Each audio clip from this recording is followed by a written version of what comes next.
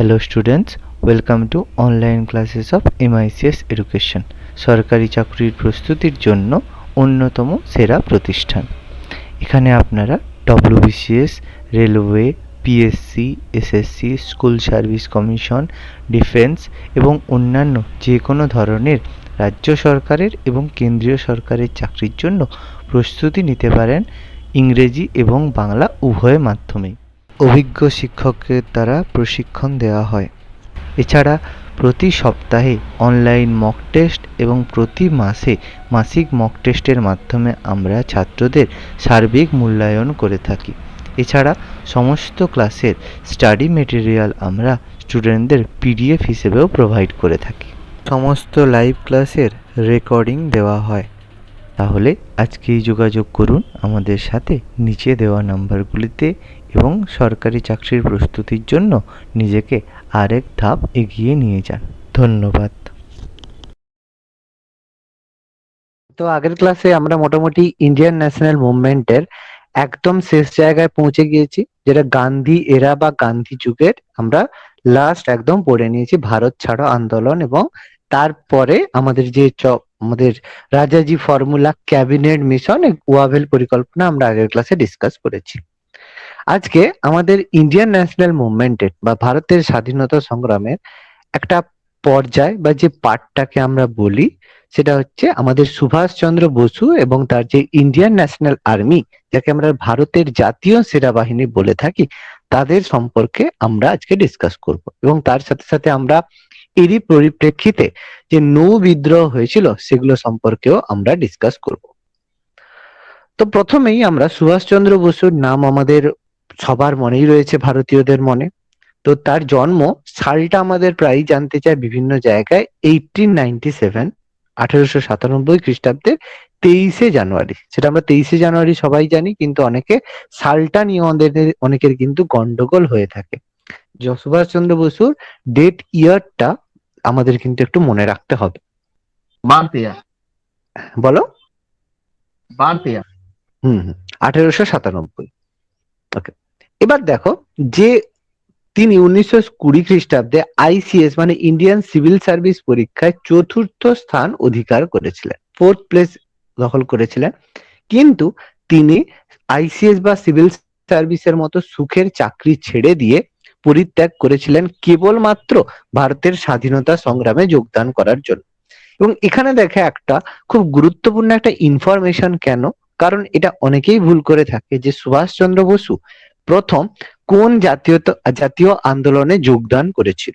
এবং অনেকেই বলবে যে সুভাষচন্দ্র বসু আমাদের আইন অমান্য আন্দোলনে যোগদান করেছিল বা আমাদের ভারত ছাড়ো আন্দোলনে যোগদান করেছিল। কিন্তু মনে রাখবে, সুভাষচন্দ্র বসুর পলিটিক্যাল কেরিয়ার বা ভারতের প্রতি যে ভালোবাসা সেটা কিন্তু 1920 থেকেই ছিল। 1920-তে গান্ধীজি যে প্রথম আন্দোলনটা করেছিল, অর্থাৎ অসহযোগ আন্দোলন, এখানে তিনি কিন্তু অ্যাজ এ স্টুডেন্ট হিসেবে জয়েন করেছিলেন। এই জন্য সুভাষচন্দ্র বসুর প্রথম জাতীয় আন্দোলন বললে আমাদের কিন্তু অসহযোগ আন্দোলনের কথাই বলতে হবে। এরপর 1921-এ তিনি বোম্বেতে পৌঁছেছিলেন, মানে যখন ভারত আমাদের অসহযোগ আন্দোলন চলছিল। সেখানে তিনি সংস্পর্শে আসেন দেশবন্ধু চিত্তরঞ্জন দাস। দেশবন্ধু চিত্তরঞ্জন দাসের তিনি সংস্পর্শে আসেন এবং তার দ্বারা তিনি খুব মানে মানে একদম কমপ্লিট ভাবে অনুপ্রাণিত হয়েছিলেন এবং তিনি সেখানে সেবার কাজে নিজে নিযুক্ত হয়েছিলেন। এবং গান্ধীজির ডাকে, দেখো এখানে বলাই আছে, দেখো তিনি গান্ধীজির ডাকে অসহযোগ আন্দোলনে যোগদান করেছিলেন এবং বিভিন্ন যে জাতীয় কলেজ তৈরি করা হয়েছিল, আমরা দেখেছি যে অসহযোগ আন্দোলনের পরে বিভিন্ন আমাদের ভারতীয়রা ব্রিটিশদের স্কুল পরিত্যাগ করে নিজেদের বানানো কলেজ বা সাথে যুক্ত ছিলেন। সেখানে তিনি অধ্যক্ষ হিসেবে নিযুক্ত হয়েছিলেন। এরপর 1921-এ সুভাষচন্দ্র বসু কলকাতায় অ্যাক্টিভ পলিটিক্স এর সাথে যোগদান করে হরতাল বা বন্ধ করেছিলেন। এই জন্য তার প্রথমবার জেল হয়েছিল 6 মাসের জন্য। এই খুব ইম্পর্টেন্ট ইনফরমেশন। সুভাষচন্দ্র বসু প্রথমবার জেলে গিয়েছিলেন কোন আন্দোলনের সময়? এবং সেটা হচ্ছে অসহযোগ আন্দোলনের সময়। অনেকের কাছে কিন্তু ইনফরমেশনটা জানা নেই যে সুভাষচন্দ্র বসু অসহযোগ আন্দোলনেও কিন্তু অ্যাক্টিভলি পার্টিসিপেট করেছিলেন। এবং 1922 সালে যখন গান্ধীজি চৌরি চৌরা হত্যাকাণ্ডের ভিত্তিতে যখন আমাদের অসহযোগ আন্দোলনকে প্রত্যাহার করেছিলেন, সেটা কিন্তু সুভাষচন্দ্র বসুকে গান্ধীজির এগেনস্টে মত তৈরি করতে বাধ্য করেছিল। এবং এই জন্য তিনি গান্ধীজির এই যে অসহযোগ আন্দোলনের প্রত্যাহার করে নেওয়ার ঘটনাকে জাতীয় দুর্বৈদ্য বা যেটাকে আমরা ন্যাশনাল ক্যালামিটি বলে থাকি, ন্যাশনাল ক্যালামিটি বা জাতীয় দুর্দৈব, এটা বলেছেন সুভাষচন্দ্র বসু গান্ধীজি অসহযোগ আন্দোলনের প্রত্যাহারকে, এই ঘটনাকে। এরপর তিনি বাংলার প্রাদেশিক কংগ্রেসের সম্পাদক হন এবং কলকাতা কর্পোরেশনের হেড হয়েছিলেন। আমরা স্বরাজ পার্টি গঠন হয়েছিল, মনে আছে স্বরাজ পার্টি কত সালে গঠন হয়? 1922, 22 ছিল, 1923। 1923 ছিল। মতিলাল নেহেরু, 1920 চিত্তরঞ্জন দাস।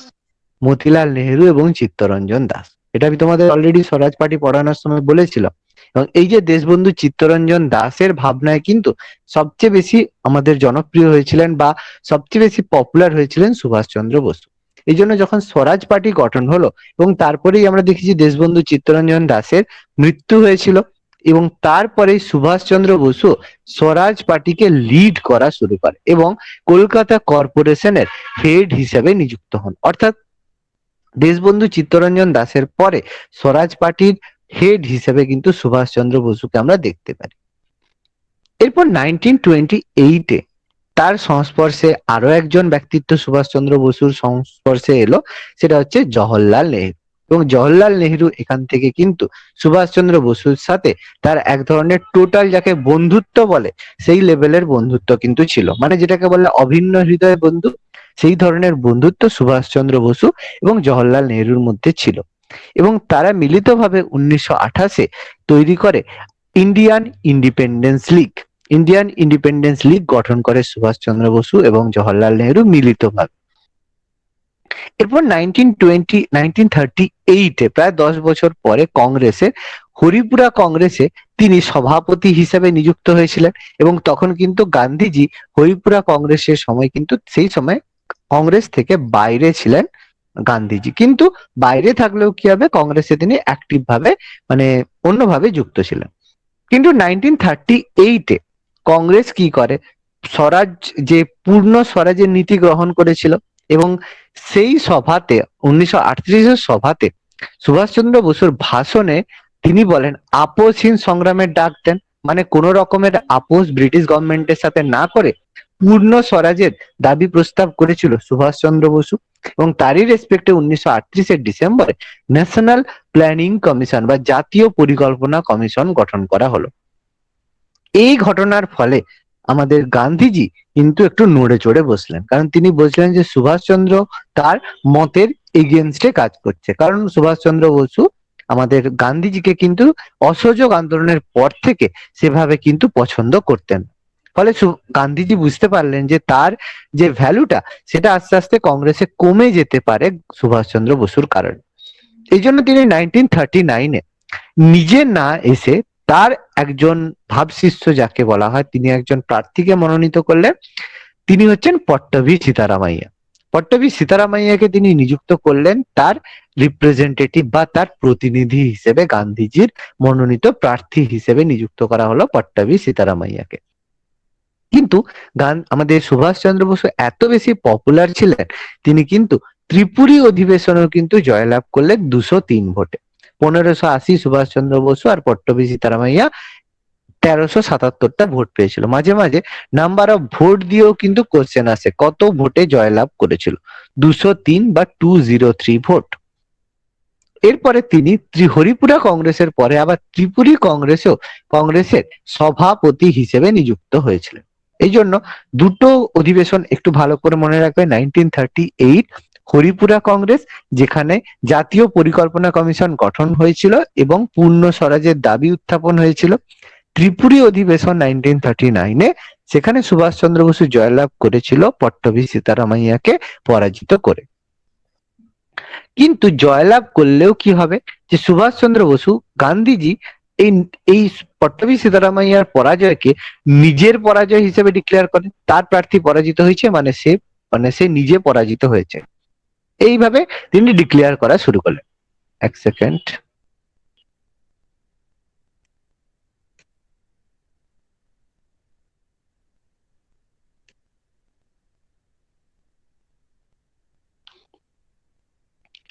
ওকে। তো এর ফলে কি হলো, গান্ধীজি যখন এটাকে নিজের পরাজয় বললেন, তখন সবাই গান্ধীজিকে অলরেডি একটা রেসপেক্টেড পার্সন গান্ধীজি, এই জন্য কংগ্রেসের বাকি মেম্বাররা গান্ধীজিকে জিজ্ঞেস করলেন যে আপনি কি চাইছেন। তখন গান্ধীজি তাদেরকে কি করলেন, বললেন যে তোমরা, সুভাষচন্দ্র বসু হয়েছে সভাপতি হয়েছে, কোনো অসুবিধা নেই, তোমরা একটা কাজ করো, যে ওয়ার্কিং কমিটি রয়েছে, কংগ্রেসের কার্যনির্বাহী সমিতি রয়েছে, যে ওয়ার্কিং কমিটি রয়েছে, তাদেরকে গান্ধীজি বললেন যে সুভাষচন্দ্র বসুর সাথে অসহযোগিতা করো, অর্থাৎ সুভাষচন্দ্র যে কাজ করতে চাইবে তার এগেনস্টে তোমরা কাজ করো। ফলে সুভাষচন্দ্র কোনো কাজ করতে পারবে না, ফলে সুভাষচন্দ্র বোস বাধ্য হবে নিজে থেকে পদত্যাগ করতে, কারণ সরিয়ে দিলে একটা খারাপ লাগবে, কিন্তু এমন অবস্থা তৈরি করো যাতে সে নিজে বাধ্য হয়ে সরে যায়। এবং সেই কারণে কংগ্রেসের কার্যনির্বাহী সমিতি বা ওয়ার্কিং কমিটির মেম্বাররা তারা কি করে, গান্ধীজির সঙ্গে গান্ধীজির বিরোধিতার কারণে, এবং কমিটি মানে অ্যাকচুয়ালি গান্ধীজির সাপোর্টের কারণে সুভাষচন্দ্র বোসকে কি করলো, বাধ্য হয়ে কংগ্রেসের সভাপতি পদ থেকে পদত্যাগ করতে হলো। এবং সেটা হয়েছিল 1939-এ, যে কলকাতার নিখিল ভারতীয় কংগ্রেসের কমিটিতে। যে কেউ বলতে পারবে, এখানে আমি তোমাদের বলেছিলাম যে এই সুভাষচন্দ্র বসু এই কমিটি থেকে যখন সভাপতির পদ থেকে পদত্যাগ করলো, তার জায়গায় সভাপতি কে হয়েছিল বলতে পারবে? আমি তোমাদের পড়িয়েছি, কেউ যদি খেয়াল করে প্রিভিয়াস নোটগুলো পড়ো, অবশ্যই আমি বলেছিলাম, বলতে পারবে? সঞ্জীব? স্যার মনে আছে। আচ্ছা, আমি তিনটা অপশন দিচ্ছি, তার মধ্যে বলো। জওহরলাল নেহেরু, মৌলানা আবুল কালাম আজাদ, আর রাজেন্দ্র প্রসাদ। তিনজনের মধ্যে কে বলো? রাজেন্দ্র প্রসাদ। রাজেন্দ্র প্রসাদকে একদম, এটা মনে রাখবে, রাজেন্দ্র প্রসাদ কিন্তু এর সাথে সাথে নিযুক্ত হয়েছিল, মানে পদত্যাগ করার পর। এটা কিন্তু আমি তোমাদের অলরেডি পড়িয়েছিলাম, একবার দেখবে, ওই জায়গায় বলেছিলাম। এবার 1939-এ কংগ্রেসের এখান থেকে গান্ধী কি করেন, সুভাষচন্দ্র বসু যখন বুঝতে পারলেন যে তার বিরুদ্ধে অসহযোগিতা হচ্ছে, তখন তিনি কি করলেন, কংগ্রেসের মধ্য থেকেই তৈরি করলেন ফরওয়ার্ড ব্লক। 1939-এ সুভাষচন্দ্র বসু তৈরি করলেন ফরওয়ার্ড ব্লক। এই অপেক্ষাতেই গান্ধীজি ছিলেন, এবং মে মাসের পরে আগস্ট মাসে তার বিরুদ্ধে অভিযোগ আনা হয় যে তিনি শৃঙ্খলা ভঙ্গ করেছেন, অর্থাৎ কংগ্রেসের মধ্যে থেকে আবার একটা নতুন দল তৈরি করেছে। তো এই কারণ দেখিয়ে তাকে কি হলো, বঙ্গীয় কংগ্রেস বা ইন্ডিয়ান কংগ্রেস থেকে তাকে অপসারিত করা হলো, এবং তাকে 3 বছরের জন্য সাসপেন্ড করা হলো। বললো যে 3 বছর তুমি কংগ্রেসের কোনো কাজে যুক্ত থাকতে পারবে না। 3 বছরের জন্য তাকে নির্বাসন দেওয়া হলো 1939-এ। এতে সুভাষচন্দ্র বসুকে তো এরকম ভাবে আটকানো পসিবল নয়, এই জন্য সুভাষচন্দ্র বসু ফরওয়ার্ড ব্লককে নিয়ে অ্যাক্টিভ ভাবে ব্রিটিশদের বিরোধী আন্দোলন করে তুললেন। এই জন্য ব্রিটিশরা বুঝতে পারলো, অলরেডি দেখো সেকেন্ড ওয়ার্ল্ড ওয়ার তখন স্টার্ট হয়ে গেছে, এবং সেই কারণে ভারত রক্ষা আইন চালু হয়ে গেছে, ইন্ডিয়ান ডিফেন্স অ্যাক্ট চালু হয়েছে। এই আইন অনুযায়ী যে কোনো রাজনৈতিক বা যে কোনো ব্যক্তিত্ব যারা ভারতের মানে ব্রিটিশদের বিরোধী আন্দোলন করছে, তাদেরকে গ্রেপ্তার করা যেত। এই রেসপেক্টে সুভাষচন্দ্র বসুকে 1940 খ্রিস্টাব্দে ভারত রক্ষা আইন অনুযায়ী গ্রেপ্তার করা হয়, কিন্তু কিছুদিনের মধ্যে তার শারীরিক অসুস্থতার কারণে তাকে নিজ বাসভবনে রাখা হয়, নিজের বাড়িতেই তাকে নজরবন্দি করে রাখা হয়। কিন্তু তিনি এইভাবে থাকার পরে তিনি 1941-এর 17ই জানুয়ারি তিনি কি করলেন, ছদ্মবেশ ধারণ করলেন, সেটা ছিল জিয়াউদ্দিন ছদ্মবেশ। এই নামটা খুব জানতে চায় যে কোন ছদ্মনামে তিনি ভারত ছেড়ে চলে গিয়েছিলেন জিয়াউদ্দিন। আচ্ছা, আমাদের বলতে পারবে যে আমাদের যে রাসবিহারী বোস ছিল, তিনিও কিন্তু ভারত ছেড়ে চলে গিয়েছিলেন, তিনি কি ছদ্মনামে গিয়েছিলেন? পিএন ঠাকুর। পিএন ঠাকুর, দুটো মনে রাখবে, সুভাষচন্দ্র বোস জিয়াউদ্দিন ছদ্মবেশ, আর আমাদের হচ্ছে বলো রাসবিহারী বোস আমাদের পিএন ঠাকুর, দুটো মনে রাখবে কিন্তু, গুলিয়ে যেন না যায়। এছাড়া তার সাথে তাকে সাহায্য করেছিল, সে কয়েকটা নাম আমাদের মনে রাখতে হবে। ভাগ্যরাম তলোয়ার, এই নামটা মাঝে মাঝে আমাদের কোশ্চেন এসে থাকে।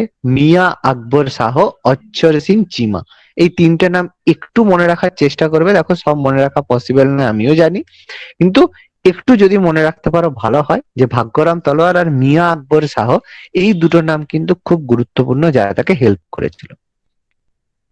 এরপর তিনি সরাসরি গিয়েছিলেন রাশিয়াতে। রাশিয়া তখন স্ট্যালিন তাকে ভারতের স্বাধীনতা লাভে সাহায্য করতে অস্বীকার করে। অর্থাৎ রাশিয়া গিয়েছিল সাহায্য চাইতে, কিন্তু রাশিয়া মানে একে ফিরিয়ে দিল, আমাদের সুভাষচন্দ্র বসুকে সাহায্য করতে অস্বীকার করলো। তখন তিনি কি করলেন, 1941 খ্রিস্টাব্দের 28শে মার্চ জার্মানিতে এসে পৌঁছালেন। কারণ জার্মানি ব্রিটিশদের বিরুদ্ধে আন্দোলন করছিল। সেখানে তার সাথে সাক্ষাৎ হলো হিটলারের সঙ্গে, অ্যাডলফ হিটলারের সাথে তার সাক্ষাৎ হলো। হিটলারের সাথে সাক্ষাৎ হওয়ার পরে হিটলার এবং সেখানে ইতালির মুসোলিনির সঙ্গে তিনি দেখা করলেন, এবং দু জায়গাতেই তিনি ভারতের সাহায্যের প্রতিশ্রুতি লাভ করলেন।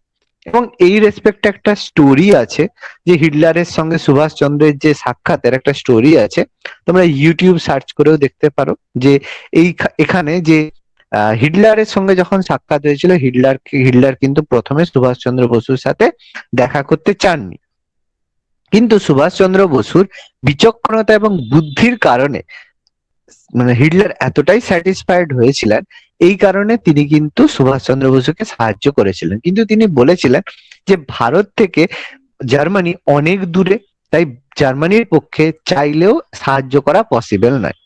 কিন্তু সেই সময় জার্মানি এবং ইতালিকে সাপোর্ট করেছিল কে, জাপান, যেটা ভারত থেকে খুব বেশি দূরে নয়। এই জন্য তিনি জাপানের যে প্রেসিডেন্ট ছিলেন তখন প্রাইম মিনিস্টার তোজোকে তিনি বললেন সাহায্য করার জন্য। এবং সেখান থেকে হিটলার এবং মুসোলিনির সাথে দেখা করে 1941 সালে সুভাষচন্দ্র বসু জার্মানির বার্লিনে গিয়ে ইন্ডিয়ান লীগ গঠন করলেন, এবং সেই বার্লিনেই তিনি আজাদ হিন্দুস্তান নামে একটা বেতার কেন্দ্র স্থাপন করলেন। বেতার কেন্দ্র মানে যেখান থেকে বিভিন্ন ধরনের নিউজ সম্প্রচার করা হয়। এবং সে বার্লিনে থাকা অবস্থাতেই তিনি বিভিন্ন রকম জাতীয়তাবাদী কার্যকলাপ পরিচালনা করে 1941 সালের 2 নভেম্বর স্বাধীন ভারত সংঘ বা ফ্রি ইন্ডিয়ান গঠন করলেন। ফ্রি ইন্ডিয়ান অ্যাসোসিয়েশন বা স্বাধীন ভারত সংঘ তিনি গঠন করলেন বার্লিনে থাকা অবস্থাতে।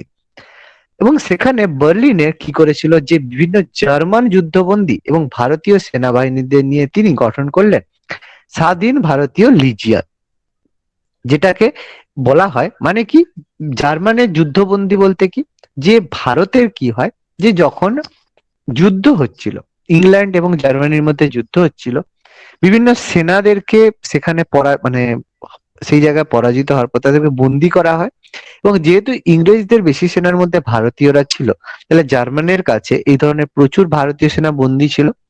হিটলার কি করলেন, তাদেরকে মুক্ত করার আদেশ দিলেন, এবং সেই যুদ্ধবন্দীদেরকে মুক্ত করে সেখানে আমাদের সুভাষচন্দ্র বসু তৈরি করলেন স্বাধীন ভারতীয় লিজিয়ন, এবং সেই সেনা দলে কিন্তু তাকে নেতাজি উপাধি দিয়েছিল। এটা কিন্তু মনে রাখবে প্রত্যেকে, যে সুভাষচন্দ্র বসু নেতাজি উপাধি পেয়েছিল কিন্তু বার্লিনে। এটা কিন্তু আমাদের যে পরে ইন্ডিয়ান ন্যাশনাল আর্মি, যে ভারতের যে আমাদের জাতীয় দল, তারা কিন্তু নেতাজি উপাধি দেয়নি। সুভাষচন্দ্র বসুকে নেতাজি উপাধি সুভাষচন্দ্র বোস পেয়েছিল স্বাধীন ভারতীয় লিজিয়ান যে সেনাবাহিনী, যেটা বার্লিনে হয়েছিল, সেখান থেকে কিন্তু পেয়েছিল। এবং সেখানেই স্লোগান ছিল জয় হিন্দ। এরপর সেখান থেকে আমি বললাম একটু আগেই, যে হিটলার কি করলেন, এখান থেকে বললেন যে তুমি টোকিওতে যাও, জাপানে যাও, জাপানে তুমি সেখানে গিয়ে বলবে, আমার নাম বলবে, আমি এক চিঠি লিখে দিচ্ছি, ওখানে গিয়ে বলবে, ওরা তোমাকে সাহায্য অবশ্যই করবে। তাহলে টোকিওতে একটা ভারতীয়দের একটা অধিবেশন অনুষ্ঠিত হয়েছিল, সেখানে সুভাষচন্দ্র বোস গিয়ে পৌঁছালেন। এরপর 1942-তে টোকিও অধিবেশনে তিনি সাহায্য পাওয়ার আশ্বাস পেলেন তোজোর কাছে। এরপর ব্যাংকক অধিবেশনে সুভাষচন্দ্র বসু আবার গেলেন, এবং সেখানে গিয়ে তার সাথে পরিচয় হলো আমাদের রাসবিহারী বসুর সাথে। সেখানে রাসবিহারী বসুর সাথে তার পরিচয় হলো। রাসবিহারী বসুর সাথে তার পরিচয় হওয়ার পরে রাসবিহারী বোস তখন বললেন, আমি তো বহুদিন বাইরে রয়েছি, আমার পক্ষে এখন আর যুদ্ধতে গিয়ে অ্যাক্টিভ ভাবে যোগদান করা সম্ভব না। এই জন্য রাসবিহারী বসু সেখানে থেকে কি করেছিলেন, গঠন করেছিলেন ইন্ডিয়ান ইন্ডিপেন্ডেন্স লীগ। কিন্তু রাসবিহারী বসু বয়সের কারণে তিনি বললেন যে আমার পক্ষে এই সেনাবাহিনীকে লিড করা তো আর সম্ভব নয়। এই জন্য তিনি কি করলেন, যে বললেন যে আমি যে সেনাবাহিনীটা গঠন করছি এটা আমি তোমার হাতে হ্যান্ড ওভার বা ট্রান্সফার করে দিচ্ছি। এবং সুভাষচন্দ্র বসুকে জার্মানি থেকে যাওয়ার এই সভাতেই তাকে আহ, জার্মানি থেকে জাপানে আসার আহ্বান জানানো হয়েছিল। অলরেডি ছিল এখানে, এটা দরকার নেই, এটা উপরে থাকবে, বাদ দাও। তো এরপর 1942 তে ব্যাংককের পর ব্যাংকক সিঙ্গাপুরে কি হলো, রাসবিহারী বসু আনুষ্ঠানিকভাবে ইন্ডিয়ান ইন্ডিপেন্ডেন্স লীগ থেকে আজাদ হিন্দ বাহিনী গঠন করে এবং এর বাহিনীর প্রধান ছিল ক্যাপ্টেন মোহন সিং। তাহলে 1942 তে সিঙ্গাপুরে রাসবিহারী বসু কিন্তু আজাদ হিন্দ ফৌজের আনুষ্ঠানিকভাবে গঠন করেন, যে তৈরি করলেন আজাদ হিন্দ ফৌজ। এর আগে তিনি ইন্ডিয়ান ন্যাশনাল আর্মি তৈরি করে রেখেছিলেন। তাহলে যদি ইন্ডিয়ান ইন্ডিপেন্ডেন্স লীগ পরীক্ষায় কোশ্চেন দেয় তাহলে অ্যান্সার কিন্তু রাসবিহারী বোস হবে। আর আজাদ হিন্দ ফৌজ যদি বলা হয় তাহলে সেখানে কিন্তু ক্যাপ্টেন মোহন সিং বলতে হবে। এটা কিন্তু একটু খেয়াল করবে যে ক্যাপ্টেন, এটা কিন্তু একটা ডাউটফুল কোশ্চেন, পরীক্ষায় দেখবে এটা প্রচুর বার কোশ্চেন এসে থাকে। ইন্ডিয়ান ইন্ডিপেন্ডেন্স লীগ অলরেডি সবসময় অ্যান্সার কিন্তু রাসবিহারী বোস হবে। এটা অনেকেই সুভাষচন্দ্র বোস বলে থাকে। ওকে, এরপর আজাদ হিন্দ ফৌজ দেখো, আমি এখানে বললাম যে 1943-তে সুভাষচন্দ্র বসু টোকিওতে গিয়ে জাপানের প্রধানমন্ত্রী তোজোর সাথে সাহায্যের আশ্বাস পেলেন।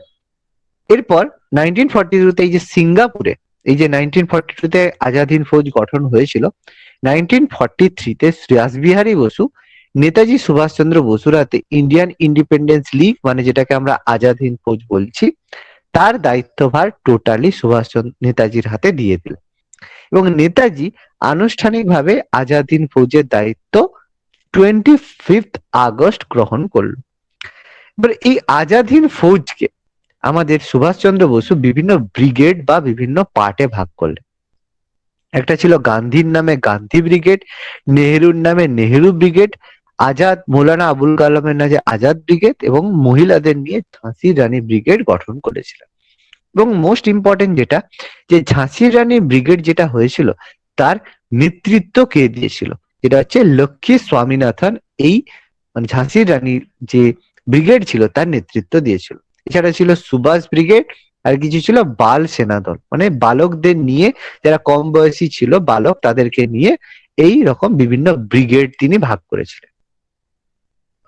এরপর মোস্ট ইম্পর্টেন্ট, যে আজাদ হিন্দ সরকার সিঙ্গাপুরে, এরপর সুভাষচন্দ্র বসু কি করলেন, আজাদ হিন্দ সরকার গঠন করলেন। সেটা 1943-এর 21 অক্টোবর নেতাজি আজাদ হিন্দ সরকার গঠন করলেন সিঙ্গাপুরে।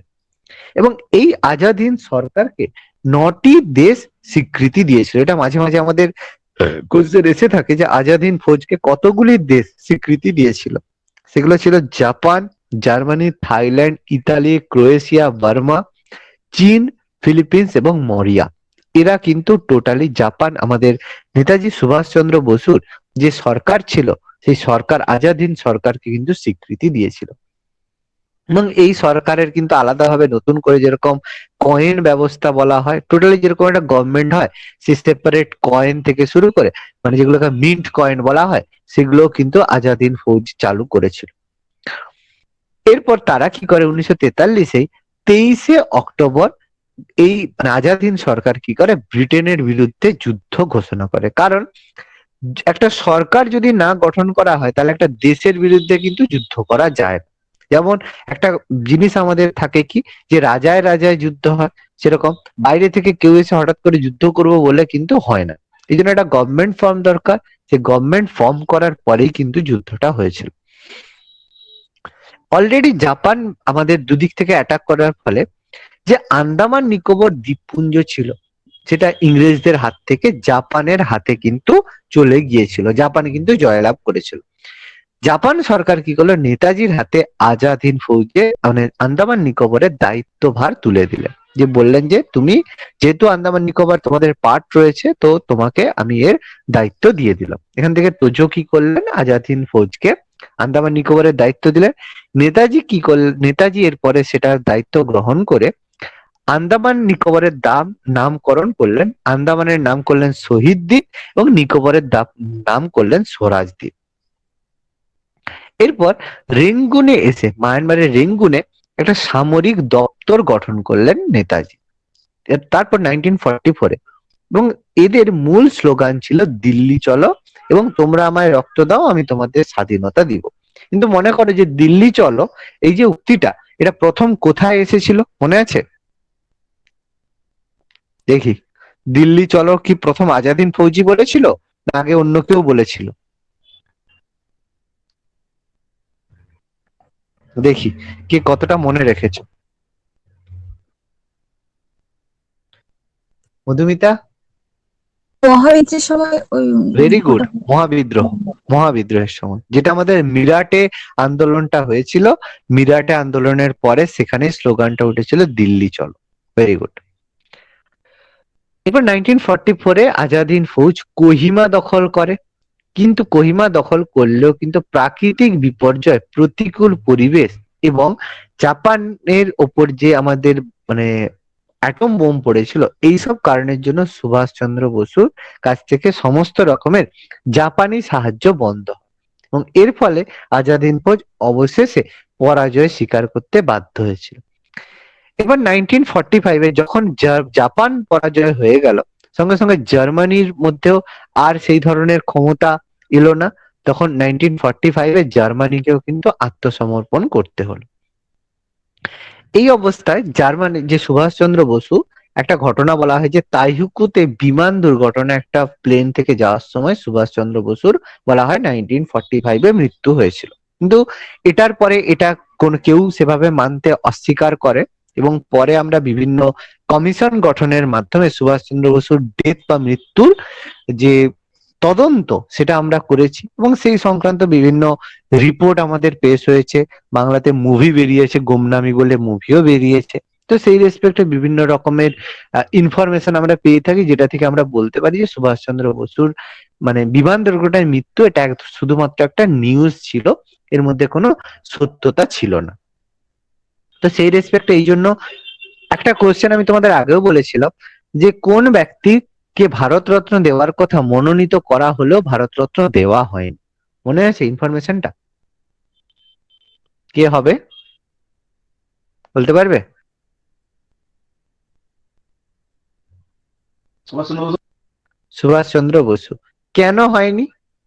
সে তো বোঝাই যাচ্ছে যে আমি সুভাষচন্দ্র বসু পড়া। মরণোত্তর বলো। মরণোত্তর ব্যাপারে মরণোত্তর কথাটা বলা হয়েছিল যে মরণোত্তর উপাধি, কিন্তু সুভাষচন্দ্র বসুর ফ্যামিলিরা বলেছে যে তার মৃত্যু হয়েছে না হয়নি সেটা তো আমরা জানি না, এই কারণে আমরা এটা অ্যাকসেপ্ট করছি না। এই জন্য অস্বীকার করেছিল, এই জন্য সুভাষচন্দ্র বসুর কে ভারতরত্ন উপাধি দেওয়া হয়। নমিনেট করা হয়েছিল কিন্তু যে মানে তার পরিবারের অসম্মতির কারণে তাকে কিন্তু দেওয়া হয়নি।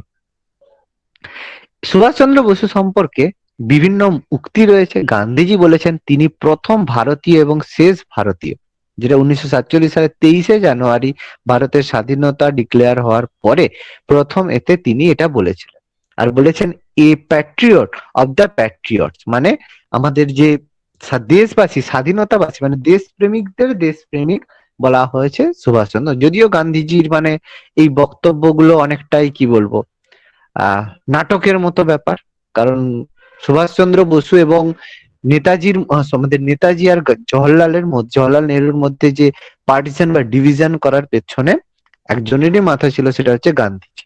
তো ওটা যাই হোক, বক্তব্য দেওয়া সেই রকমই ব্যাপার, এর বাইরে কিছু নয়।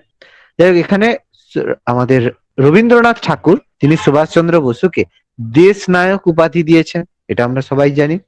ব্রিটিশ প্রধানমন্ত্রী যখন স্বাধীনতার সময় তিনি হচ্ছেন ক্লিমেন্ট এটলি, তিনি বলেছেন যে ভারতের স্বাধীনতা ঘোষণার জন্য সুভাষচন্দ্র বসু এবং আজাদ হিন্দ ফৌজের যে প্রভাব সেটাকে তিনি মানে দাবি করেছেন। কারণ এখান থেকে এটাকে অনেকেই দাবি করে থাকে যে সুভাষচন্দ্র বসুর নেতৃত্বে আজাদ হিন্দ ফৌজের আন্দোলনের কারণেই ভারত স্বাধীন হয়েছে। কিন্তু একটা কথা সবসময়, যে কোনো কিছু একজনের কারণে কোনো কিছু হয় না। অবভিয়াসলি সুভাষচন্দ্র বসু বা আজাদ হিন্দ ফৌজের যে ঘটনা, এটা একটা গুরুত্বপূর্ণ কারণ ছিল, কিন্তু এবং তার সাথে সাথে এটাও একটা বড় বক্তব্য রাখে যে একজন ব্রিটিশ প্রধানমন্ত্রীর এই ধরনের বক্তব্য সুভাষচন্দ্র বসু বা আজাদ হিন্দ ফৌজের যে গৌরবময় কৃতিত্ব সেটাকে কিন্তু রিপ্রেজেন্ট করে।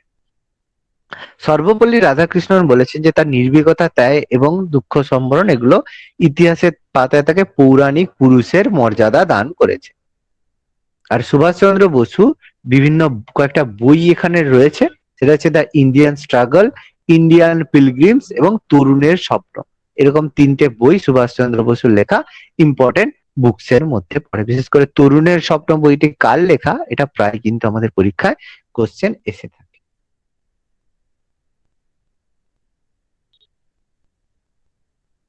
ওকে, নেক্সট দেখো, এরপর ইন্ডিয়ান ন্যাশনাল এর গুরুত্ব কি, যে এই যে এত বড় আন্দোলনটা আমাদের হলো, এর গুরুত্বটা আমাদের কি রইলো। এই জাতীয় সেনাবাহিনীর যে গুরুত্ব হিসাবে আমরা বলতে পারি যে এরই পরে ভারতের যে নৌ বিদ্রোহ হয়েছিল, এই নৌ বিদ্রোহের প্রধান কারণ হিসেবে আমরা কিন্তু বলে থাকি আজাদ হিন্দ ফৌজের আক্রমণকে। আজাদ হিন্দ ফৌজের যে প্রভাব, এর ফলে কিন্তু আমরা বলতে পারি নৌ বিদ্রোহ হয়েছিল। এরপর নৌ বিদ্রোহতে তারা, সরি, আমাদের আজাদ হিন্দ ফৌজ তারা যখন ডিক্লেয়ার করলো তাদের যে, তারা যে মানে তারা যে পরাজয় স্বীকার করেছে, তখন তাদের লালকেল্লাতে তাদের বিচার হওয়া, লালকেল্লাতে এবং বিচার এবং তার বন্দীদেরকে প্রশ্ন করার জন্য, প্রশ্ন করার মানে কোশ্চেন অ্যান্সার বা প্রশ্ন করার জন্য কি হলো, যে যেহেতু একটা বিচার হবে, তাহলে আমাদের দেশের পক্ষে, দেশীয় পক্ষেরও কিছু উকিল থাকা দরকার, এবং লালকেল্লায় বিচার এবং বন্দীদেরকে প্রশ্ন করার জন্য কংগ্রেস কি করে, 17 জন সদস্যের একটা ডিফেন্স কমিটি গঠন করে। যে 17 জন সদস্যকে নিয়ে একটা ডিফেন্স কমিটি গঠন করে, যারা এই যে বন্দি করা হয়েছে তাদের হয়ে সওয়াল জবাব করবে।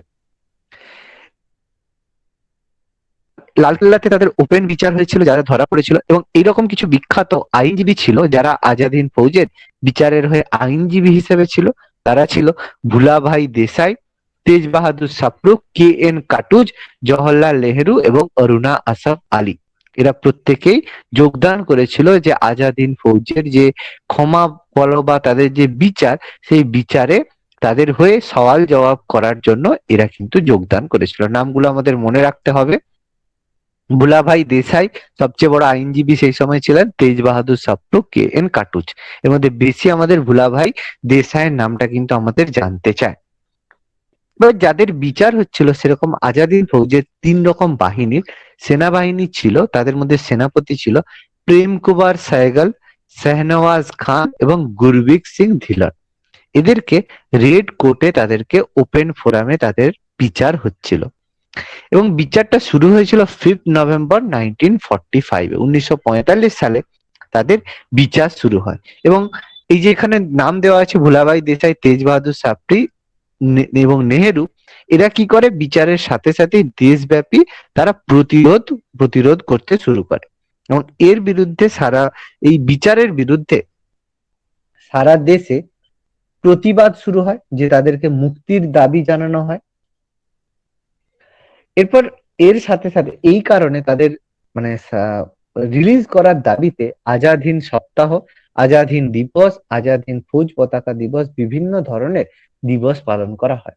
দিল্লিতে একটা পোস্টারে লাল কালিতে লেখা হয়, বিচারের ফলে যদি নিহত আজাদ হিন্দ বাহিনীর সেনার মৃত্যুর বদলে 20টি ইংরেজ কুত্তাকে হত্যা করা হবে। এই ধরনের কিছু পোস্টার সেই সময় পাবলিশ করা হয়েছিল।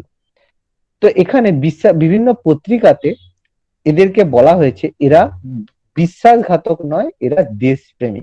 এই ধরনের টাইটেল আজাদ হিন্দ ফৌজের সেনাদের উদ্দেশ্যে বলা হয়েছিল, যেটা ইংরেজদেরকে বিরোধিতা এবং আজাদ হিন্দ সেনাদেরকে সমর্থন করেছিল। আরেকজন আজাদ হিন্দ বাহিনীর ক্যাপ্টেন ছিল রশিদ আলী। সেই রশিদ আলীকে 7 বছরের সশ্রম কারাদণ্ড যখন দেওয়া হয়েছিল, সেখান থেকে তাকে যাতে রিলিজ করা হয়, যাতে তাকে মুক্তি দেওয়া হয়, সেই জন্য 11 থেকে 13 ফেব্রুয়ারি আমরা রশিদ আলী দিবস পালন করে থাকি। খুব গুরুত্বপূর্ণ রশিদ আলী দিবস।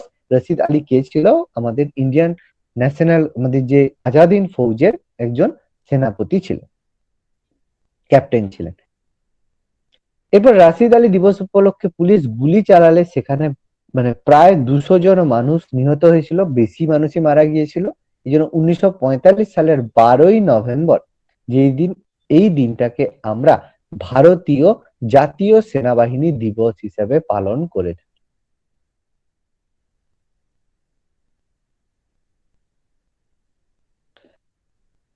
এখানে আমাদের দেখো আজাদ হিন্দ ফৌজের কাহিনী টোটাল এখানে আমাদের কমপ্লিট। এবার এই আজাদ হিন্দ ফৌজের আক্রমণের ভিত্তিতে আরেকটা গুরুত্বপূর্ণ আন্দোলন হয়েছিল, সেটা হচ্ছে নৌ বিদ্রোহ। নৌ বিদ্রোহ হয়েছিল 1946 সালের 18ই ফেব্রুয়ারি। এই নৌ বিদ্রোহের কারণ হিসেবে অনেক রকমের কারণ আমরা বলে থাকি, তার মধ্যে কিছু কারণ আমাদের কাছে খুবই গুরুত্বপূর্ণ। এটা হয়েছিল, নৌ বিদ্রোহটা ঘটেছিল সেটা হচ্ছে বোম্বের তলোয়ার নামক জাহাজ। বোম্বের তলোয়ার জাহাজে নৌ বিদ্রোহটা প্রথম হয়েছিল, যেখানে এখানে আমাদের নৌ বিদ্রোহের সূচনা হয়েছিল তলোয়ার জাহাজে। যারা ছিল, কারণ নাবিকরা রয়্যাল ইন্ডিয়ান নেভি নৌ বিদ্রোহ করে যে রয়্যাল ইন্ডিয়ান নেভি ছিল তার নাম পরিবর্তন করে ইন্ডিয়ান ন্যাশনাল নেভি নামকরণ করে 1946। এই জন্য ইন্ডিয়ান ন্যাশনাল নেভি এস্টাবলিশমেন্ট বললে 1946 বলতে হয়। কারণ হিসেবে বলা হয় যে নৌবাহিনীতে ভারতীয় সেনাদেরকে ইউরোপীয়দের থেকে কম পরিমাণ বেতন দেওয়া হতো, সেম পোস্ট হলেও কম বেতন দেওয়া হতো, তাদের নিম্নমানের খাওয়ার প্রোভাইড করা হতো, যে কোনো রিস্কি কাজে ভারতীয়দেরকে আগে পাঠানো হতো। এছাড়া ইংরেজ অফিসাররা তারা কি করতো, বিভিন্ন ভারতীয় নাগরিকদের প্রতি খারাপ ব্যবহার করত। ফলে তাদের মনে এই বিদ্রোহ মানে এ সম্পর্কে বিদ্রোহ বা ক্ষোভ তৈরি হয়েছিল। কিন্তু যখন নৌ বিদ্রোহ হলো, সেই নৌ বিদ্রোহকে টোটালি বিরোধিতা করেছিল কি আমাদের যে গুরুত্বপূর্ণ যে নেতৃবর্গ, প্রত্যেক নেতাই কিন্তু নৌ বিদ্রোহের তীব্র নিন্দা করেছে।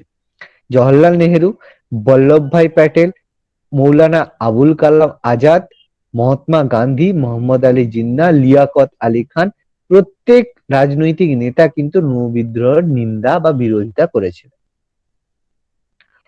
এই নৌ বিদ্রোহটা হয়েছিল যে কলকাতা, দিল্লি, বোম্বাই, করাচি, কোচি, বিশাখাপত্তনম, যেগুলো আমাদের নদীর ধারে ধারে যেসব শহর রয়েছে, সেই জায়গাগুলোতে 74টি জাহাজ এবং বিভিন্ন বন্দরে এই নৌ বিদ্রোহ হয়েছিল, যেটা হচ্ছে MS খান পরিচালিত কেন্দ্রীয় নৌ ধর্মঘট কমিটির আদেশে এটা নিয়ন্ত্রণ হতো। প্রথমবার হয়েছিল আমি একটু আগে বললাম যে বোম্বের তলোয়ার নামক জাহাজে, খুব ইম্পর্টেন্ট ইনফরমেশন। এটাতে প্রায় 78টি জাহাজের 20,000 জন নাবিক যোগদান করেছিল। এটা মাঝে মাঝে ইনফরমেশন আমাদের জানতে চায় যে কতজন সৈনিক বা কতগুলো জাহাজের নাবিকরা যোগদান করেছিল। 78টা জাহাজ, 20,000 নাবিক। এবং এরা বিদ্রোহীরা জাহাজে জাতীয় পতাকা উত্তোলন করে ইন্ডিয়ান ন্যাশনাল ফ্ল্যাগ এবং সুভাষচন্দ্র বসুর সামনে জয় হিন্দ ধ্বনি দিয়েছিল। এবং তাদের দাবি ছিল যে তার যে জাতীয় সেনাবাহিনী যাদেরকে লাল কেল্লায় ট্রায়াল করা হচ্ছে তাদেরকে যেন মুক্তি দেওয়া হয়। এবং মোস্ট ইম্পর্টেন্ট, একমাত্র যে কমিউনিস্ট পার্টি বা CPM যেটাকে বলা হয় আমাদের কমিউনিস্ট পার্টি, এরাই কিন্তু একমাত্র নৌ বিদ্রোহকে সমর্থন করেছিল। বাকি সবাই কিন্তু নৌ বিদ্রোহে অপোজ করেছিল, একমাত্র কমিউনিস্ট পার্টি নৌ বিদ্রোহ সমর্থন করেছিল। এবং নৌ বিদ্রোহ নেতৃত্বের মধ্যে আমাদের দুটো নাম পড়তে হয়, একটা হচ্ছে মদন সিং আর SR খান, এই MS খান। এই MS খানের নেতৃত্বে আমি বললাম একটু আগে যে এই যে MS খানের পরিচালিত কেন্দ্রীয় নৌ ধর্মঘট কমিটি, এই দুজন ব্যক্তি ছিল নৌ বিদ্রোহের প্রধান নেতৃত্ব। এই নৌ বিদ্রোহের সমর্থনে বোম্বেতে 22শে ফেব্রুয়ারি একটা ধর্মঘট হয়েছিল, বিরাট এক ধরনের ধর্মঘট হয়েছিল। কিন্তু সরকার কি করে, বিদ্রোহীদের উপর গুলি চালানোর নির্দেশ দেয় স্থলবাহিনীকে, যেটা স্থলবাহিনীও অগ্রাহ্য করে। অর্থাৎ তাদের যে স্থলবাহিনী বা ইন্ডিয়ান আর্মির ওপর গুলি চালানোর নির্দেশ দিলে তারা এই নির্দেশ মানতে অস্বীকার করে। এবং ফলে যেসব ব্রিটিশ সেনা ছিল তাদের সাথে বিদ্রোহীদের বোম্বাইয়ের রাজপথে, মানে আমাদের যে মানে যে রাস্তা রয়েছে সেখানেই লড়াই হয়। এবং শেষ পর্যন্ত কি হয়, জাতীয় নেতারা বিরোধিতা করার কারণে আমাদের বিরোধীরা আত্মসমর্পণ করতে বাধ্য। এবং বল্লভভাই প্যাটেল এবং মোহাম্মদ আলী জিন্নাহ তারা ঠিক করে, তাদের সিদ্ধান্তে বল্লভভাই প্যাটেল জিন্নাহ স্থির করে যে এরা এই নৌবাহিনীরা যে 23শে ফেব্রুয়ারি আত্মসমর্পণ করবে। কিন্তু এই নৌ বিদ্রোহ প্রমাণ করেছিল যে ব্রিটিশদের ভারতে থাকার সময় শেষ হয়ে গিয়েছে। এরই রেসপেক্টে বিদ্রোহের পরবর্তী দিনই ব্রিটিশ সরকার ভারতে এই যে ক্যাবিনেট মিশন পাঠানোর কথা ঘোষণা করে এবং বলা হয় যে নৌ বিদ্রোহের কারণ এটা ছিল মোস্ট প্রবাবল যে সব থেকে বড় কারণ ভারতে ক্যাবিনেট মিশনের পাঠানো।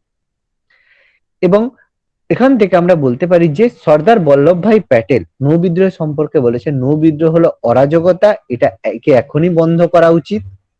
গান্ধীজি বলেছেন এটা অশুভ এবং অশোভন একটা দৃষ্টান্ত। এবং লাস্ট রজনীপাম দত্ত বলেছেন নৌ বিদ্রোহ ছিল ভারতের ইতিহাসে একটা নবযুগের সূচনাকারী।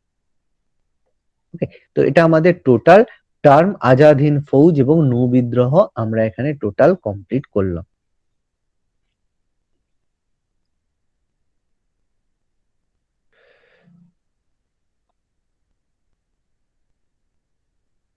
ওকে, দেখো এখানে আমাদের এখানে এটা কমপ্লিট হলো। বলো কারো কোনো ডাউট থাকলে বলো। আমরা এর পরের দিন আমাদের টোটাল যে পার্টটা রয়েছে অর্থাৎ গান্ধী এরা থেকে টোটাল যে পার্টটা রয়েছে আমরা কিন্তু এমসিকিউ ডিসকাস করব। টোটালটা পড়বে, কোনো রকম যদি ডাউট থাকে জিজ্ঞেস করে নেবে। আমরা কিন্তু মোস্ট ইম্পর্টেন্ট জায়গা ইন্ডিয়ান ন্যাশনাল যে আমাদের যে রয়েছে প্রচুর ইনফরমেশন আমাদের রয়েছে, আমাদের কিন্তু পড়তে হবে। ওকে, তারপর টপিক ক্লিয়ার? কোনো কোশ্চেন? হ্যাঁ স্যার। ধন্যবাদ ভিডিওটি দেখার জন্য। আমাদের ভিডিওটি কেমন লাগলো অবশ্যই কমেন্ট বক্সে জানাবেন এবং পরবর্তী ক্লাসের এই ধরনের ভিডিও পেতে অবশ্যই আমাদের চ্যানেল MICS এডুকেশন সাবস্ক্রাইব করবেন। ধন্যবাদ।